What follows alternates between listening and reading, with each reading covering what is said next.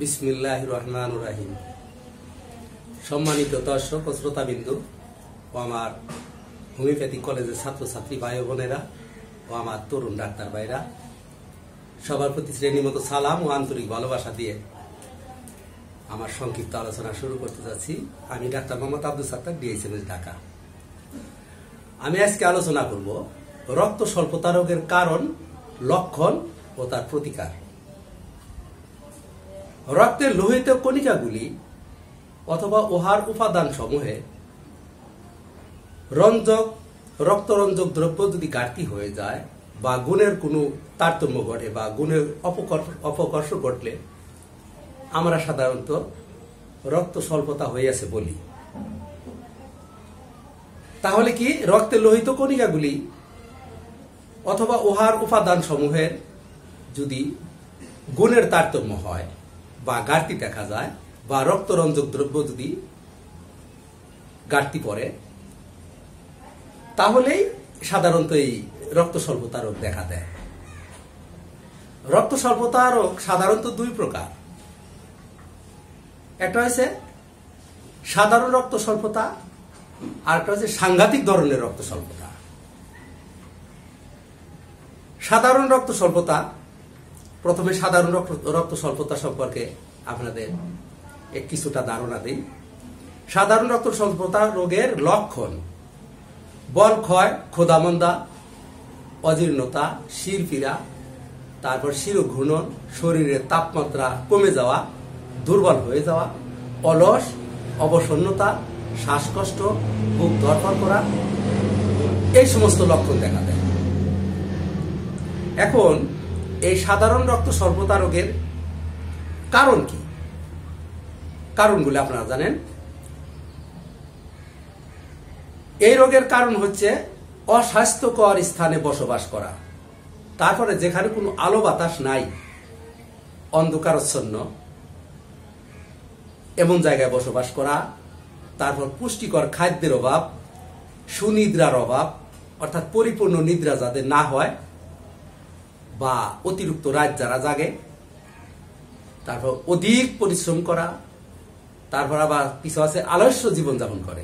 তাহলে অধিক পরিশ্রম করা যাবে না, আবার আলস্য জীবনযাপনও করা যাবে না। কিছু লোক আছে আলস্য বা উদাসীন, এভাবে আলস্য জীবনযাপনও করা যাবে না।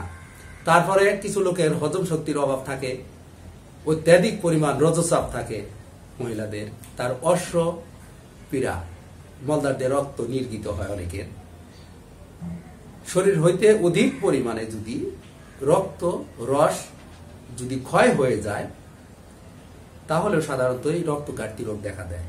তাছাড়া আছে কিছু আছে বংশগত কারণ আছে, পিতামাতা বা তার পূর্বপুরুষ, দাদা বা তার ঊর্ধ্বতর পুরুষ, এদের বংশানুক্রমিক ভাবে কিছু রোগ আসে,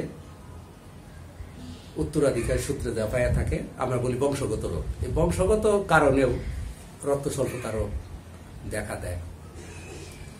আর মহিলাদের অনেক সময় ঋতু গঠিত কারণ আছে, অধিক পরিমাণে রজস্রাব হয়, স্রাব সহজে বন্ধ হয় না, যেভাবে রজস্রাব হয় ওইভাবে তো রক্ত উৎপাদন হয় না, তাদের এইভাবে কোনো সময় দেখা যায় রক্ত শূন্যতা দেখা দিছে। আর এই রোগটা হয়েছে পুরুষ অপেক্ষা স্ত্রীরাই বেশি এই রোগে ভুগে, স্ত্রীদেরই বেশি রক্ত শূন্যতা রোগ দেখা যায়। সাধারণত 14 থেকে 28 বছর বয়সের মধ্যেই এই রোগটা বেশি দেখা দেয়।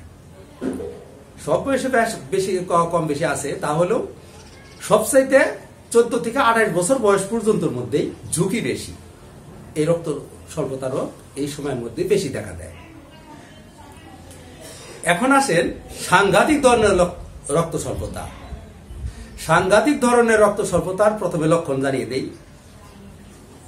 শরীর শীর্ণতা, মানে শুকিয়ে যাওয়া, চিকন হয়ে যাওয়া, শীর্ণতা যাকে বলে, দুর্বল। তাই শরীর শীর্ণতা, দুর্বলতা, শ্বাসকষ্ট, শরীরের তাপমাত্রা বৃদ্ধি পাওয়া, অজীর্ণতা, ক্ষুধামন্দা, উদারাময়, অবসন্নতা, নাক দিয়ে রক্ত পড়া, চামড়া হলুদ হয়ে যাওয়া, আমরা বলি কামলা রোগ হয়েছে বা জন্ডিস হয়েছে, তার বুক ধড়ফড় করা, অজ্ঞান হয়ে যাওয়া, তারপর শরীর থলথলে হয়ে যাওয়া, ডেবডেবা, বা হাত পায়ে পানি নামা, হাত পায়ে পানি নামে ফুলে যায়, অর্থাৎ রক্তের টেম্পার নাই, তখনই যে হাত পায়ে পানি নামে, হাত পা ফুলে যায়। তারপরে কামড়া রোগ দেখা দেয়, শোথ রোগ দেখা দেয়, শরীর সাদা হয়ে যায়, পিনসে হয়ে যায়। তারপরে অনেক সময় অবসন্নতা, তারপরে অজ্ঞানও হয়ে যাইতে পারে। অত্যাধিক পরিমাণে যদি রক্ত শূন্যতা দেখা যায়, অজ্ঞানও হয়ে যায় মানুষ। আচ্ছা, এই সাংঘাতিক ধরনের রক্ত স্বল্পতা রোগের আবার কারণ বলছি এখন: কালাজ্বর, উপদংশ, বিষাক্ত দ্রব্য সেবন, কুইনাইন সেবন, তারপর উৎকট টিউমার, যে টিউমার বংশ বিস্তার করে, বা কর্কটে পরিণত হয়েছে। আমি আগে আলোচনা করেছি, কর্কটে পরিণত হয় যে টিউমার গুলা, শরীরের রস রক্ত সব শেষ করে দেয় এই টিউমারে। শরীর আর পুষ্টি শরীরকে বর্ধন করতে পারে না, শুধু খালি টিউমারই বর্ধিত হইতে থাকে। এই ধরনের টিউমার যদি কারো হয়, তাহলে পরবর্তীতে রক্ত শূন্যতা রোগ দেখা দিবে। তারপরে আছে কিছু লোক আছে আঘাত পায়, আঘাত পায় রক্ত ঝরে যায়, তারপর মূত্র গ্রন্থি ফোলা, মদ্যপান করা, তারপর পাকস্থলীর রস রক্ত যদি কমে যায়, তাহলেও এই রক্ত শূন্যতা রোগ দেখা যায়। কারণ হচ্ছে কি, পাকস্থলীর রস যদি শুকিয়ে যায়, তাহলে শুকিয়ে যাওয়ার ফলে হিমাটোপয়েটিনের অভাব ঘটে। এর ফলে কি, মজ্জায় লোহিত কণা, লোহিত কণিকা উৎপাদন হইতে পারে না, উৎপাদনে বিঘ্ন সৃষ্টি করে। তাহলে যদি রক্ত কণিকা উৎপাদনে বিঘ্ন সৃষ্টি করে, তাহলে তো রক্ত বাড়তে পারবে না বা রক্ত উৎপাদন হইতে পারবে না। তাহলে কি হয়েছে, পাকস্থলীতে যদি অত্যাধিক পরিমাণে রস কমে যায়, এটা সাংঘাতিক ধরনের রক্ত স্বল্পতা দেখা দিবে পরবর্তীতে। তাছাড়া বিভিন্ন কারণেই বিভিন্ন ধরনের জটিল কটিল রোগে আক্রান্ত হয়ে অনেকদিন শয্যাশায়ী হয়ে যারা থাকে, তাদেরও 3 দিন রক্ত শুকিয়ে যাইতে পারে। কারণ পুষ্টিকর খাবার তারা খাইতে পারে না, মুখে স্বাদ থাকে না।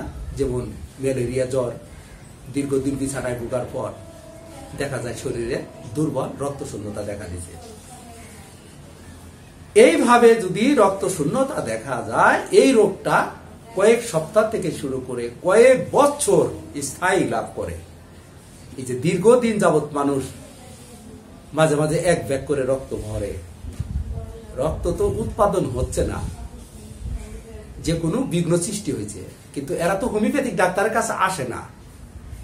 হোমিওপ্যাথিক ডাক্তারের কাছে আসলে রক্ত তৈরি হওয়ার কিছু ওষুধ আছে, যে রক্ত কণিকা তৈরি হবে, আর রক্ত উৎপাদন ক্ষমতাও বাড়বে, রক্ত কণিকা তৈরি হবে, সে সুস্থ থাকবে। কিন্তু এলোপ্যাথিক ডাক্তারের কাছে গেলে রক্ত ভরতে হয়, রক্ত ওইদিকে শর্ট পড়ছে আর ভরতেই আছে। যাই হোক, সেদিকে না যাই। এই রোগ আস্তে আস্তে আস্তে আস্তে যখন জটিলের থেকে জটিলতর অবস্থা হয়, যেমন কয়েক সপ্তাহ থেকে শুরু করে কয়েক বছর, অনেক বছর পর্যন্ত স্থায়ী লাভ করে, এর মধ্যে সে সঠিক চিকিৎসা নিল না, তাহলে তার মৃত্যু ঘটার সম্ভাবনা থাকে, মৃত্যুর ঝুঁকি থাকে।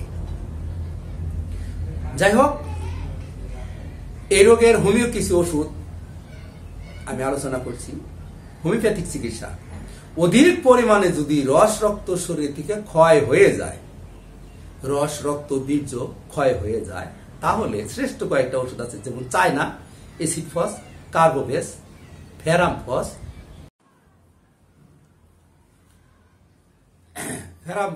Graphites, china, alumina, sepia, sulphur, ignatia, conium, helonias, nux vomica, নেপটামিউর, হাইড্রাস্টিস, মার্কসল, আর্সেনিক আয়ন, আর্জেন্টাইটিকাম, এই সমস্ত ওষুধগুলা রক্ত স্বল্পতা রোগের শ্রেষ্ঠ ওষুধ। আর বায়োকেমিক কিছু ওষুধ আছে, সেটা হচ্ছে ফেরামফস, তারপর ক্যালিফস, ক্যালকেরিয়াফস, নেপটামিউর, নেপটামসাপ, নেপটামফস ইত্যাদি ওষুধগুলা খুবই কার্যকারী। নিম্ন শক্তি ব্যবহার করবেন, খুব ভালো ফলাফল পাবেন। আর আনুষাঙ্গিক চিকিৎসা সকল প্রকার সকাল সন্ধ্যায় কি করবেন, মুক্ত হাওয়ায় ভ্রমণ করবেন।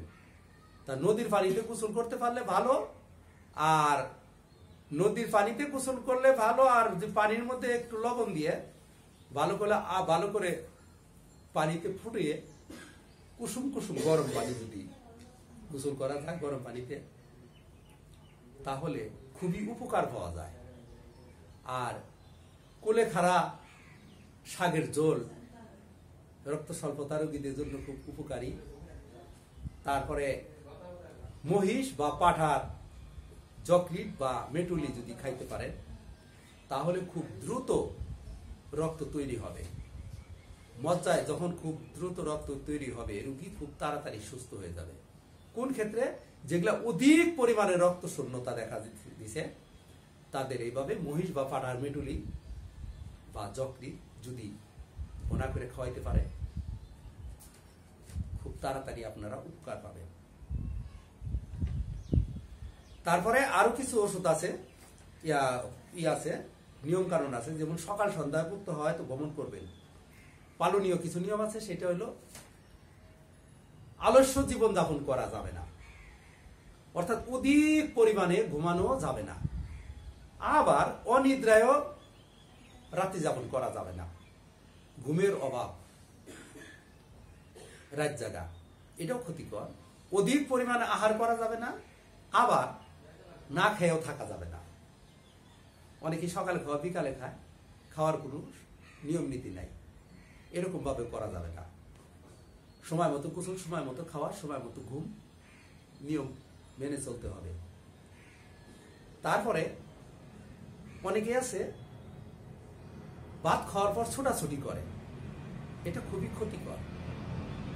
ভাত খাওয়ার সময় ছোটাছুটি, বিশেষ করে দুপুরে ভাত খাওয়ার পর মিনিমাম 30-40 মিনিট বিছানায় ঘোরাঘুরি করি। কারণ দুপুরে আমাদের বেশি পরিমাণে ভাত খাওয়া হয়। ভাত খাইলে পরে কিছুক্ষণের জন্য শরীরের বিভিন্ন স্থান থেকে রক্ত পাকস্থলীর দিকে ধাবিত হয় হজম কার্যের জন্য। আর ওই সময় মস্তিষ্কে যদিও সীমিত রক্ত থাকে, তারপরেও সীমিত রক্তের মধ্যে থেকেও মাপ দেয় না, ওই হজম ক্রিয়ার জন্য আকর্ষণ করে নিয়ে যায়। আপনারা খেয়াল করবেন, দুপুরে ভাত খাওয়ার পর মানুষ ঝিমিয়ে পড়ে। কেন ঝিমিয়ে পড়ে? মস্তিষ্কে যে অল্প রক্ত ছিল তাও ওখান থেকে কিছু আকর্ষণ করে পাকস্থলীতে নিয়ে গেছে। এই জন্য ওই সময় একটু ঝিম আসে বা ঘুম আসে। আপনারা খেয়াল করে দেখবেন, দুপুরে ভাত খাওয়ার পর একটু ক্লান্তি লাগে, কারণ ওইটাই। এখন এই সময়ে অন্তত 30-40 মিনিট যদি বিছানায় একটু গড়াগড়ি করা যায়, তাহলে অনেকটা উপকার পাবেন। ওই সময় ছোটাছুটি করা তো যাবেই না, বিছানায় একটু গড়াগড়ি করা যাবে, তবে ঘুমানো যাবে না, ঘুমাইলে আবার ক্ষতি। এই বিছানায় একটু গড়াগড়ি করবেন, কিছুক্ষণ পর আবার স্বাভাবিক হয়ে আসবে। এই নিয়মগুলো আপনারা মেনে চলবেন। খালি ডাক্তারের পিছনে পয়সা খরচ করবেন না, অনেক নিয়ম নীতি আছে, নিয়ম মেনে চলবেন। পুষ্টিকর খাবার খাবেন, মাছ বা শাকসবজির ঝোল খাবেন, অনেক উপকার পাবেন। আর যে doctor Mahatma Hahnemann sir homeopathic আবিষ্কার করে গেছেন, তিনি অনেক গবেষণা করে দেখছেন যে রোগ হয়েছে পাপের ফসল। পাপিষ্ট মনোভাব, মানুষের ক্ষতি করার ইচ্ছা, হিংসা, নিন্দা, অহংকার, এই সমস্ত থেকেই অনেক রোগের জন্ম নেয়। মনকে পরিষ্কার রাখতে হবে, উৎফুল্ল রাখতে হবে, ধর্মীয় বই পুস্তক পড়তে হবে, আল্লাহ তাআলা কম বেশি উপাসনা করতে হবে, মনকে সহজ সরল ভাবে রাখতে হবে। তাহলেই বিভিন্ন রোগের থেকে মুক্তি পাইতে পারবে। যাই হোক, আমার আলোচনা যদি কোনো ভুল ত্রুটি হয়ে থাকে আমাকে ক্ষমা সুন্দর দৃষ্টিতে দেখবেন। আর আমাকে লাইক কমেন্ট করে পাশে থাকবেন, পাশে রাখবেন। আমার জন্য সবাই দোয়া করবেন, আমি যেন আগাইতে পারি। আপনাদের প্রতি সবার জন্য দোয়া রইল। সবাই ভালো সুস্থ থাকুন। আসসালামু আলাইকুম।